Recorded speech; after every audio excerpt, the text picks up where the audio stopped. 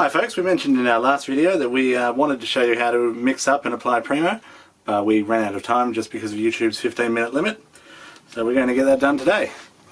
First off, we take the lid off your Primo primer, take your small measure, because for a jar this size you can't do a lot bigger than that. Get a nice full scoop, pop it in the jar, pop the lid back on your Primo. Now it's 1 part Primo to 5 parts water. That's 1, 2, 3, 4, and 5. Just enough water in the kettle. That's always good. Once you've done that, we like to, instead of mucking about, stirring it with a stick.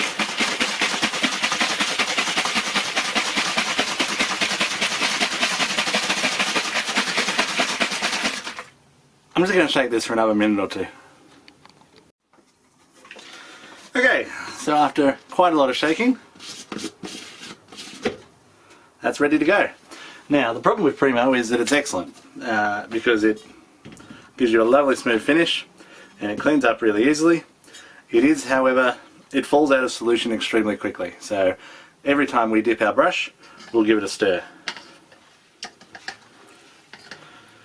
Unfortunately, I'd originally anticipated showing you this on a nice square mould.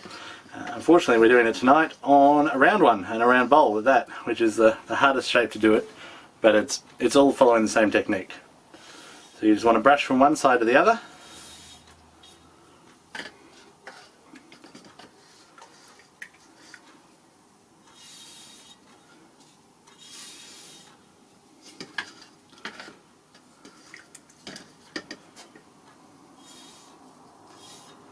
Like that. Let it soak in, turn it 90 degrees, and go again. Okay, that's soaked in enough. Now, one thing you do want to make sure of in a bowl is that you don't let it pool in the bottom, because you will get a really thick cake of primer in there. So I do just help it out as it dries. So same again, 1, 2. On a small mould such as this, you can do one coat one way, turn the brush, do a second piece. On a large mould, you'll only get one direction per dip of the brush. For little ones, we can take advantage of it a little bit. And because I am going to play in the middle, we clean the brush off a bit. This is soaking in fairly quickly. So we just want to help it out a little bit so it doesn't cake in the bottom. Now we're going to turn it onto a 45. Stir up the Primo again.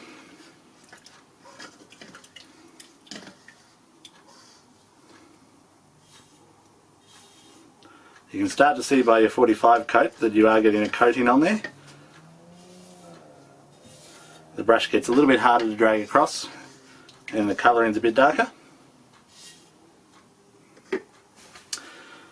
Next we finish that 45 bend. We're going to do one more that way, turn it 90 degrees again, do one more.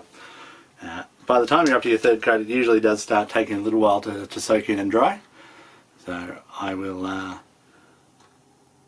skip forward, and this will be enough out of that. You've seen 3, 2 more is nothing exciting. From here, this goes up to the kiln. It's going to sit in there at 260 degrees for about 20 minutes. We ramp up at about 500 an hour for a mould this small. So half an hour to get to temperature, sits in there for 20 minutes just to dry it all out. Then you can put your piece of glass on the top for slumping. Okay, so we've now got all 5 coats on this guy, and he's got a nice smooth looking coating on him, and he's made a mess of our studio. That's why we don't usually prime inside, but the camera works well in here. Just before I go, I forgot our nice little tip. This is a 12mm piece of fiberboard. What we'll do is put the kiln shelf, put the fiberboard, put the mould on top, which just helps save the life of your mould.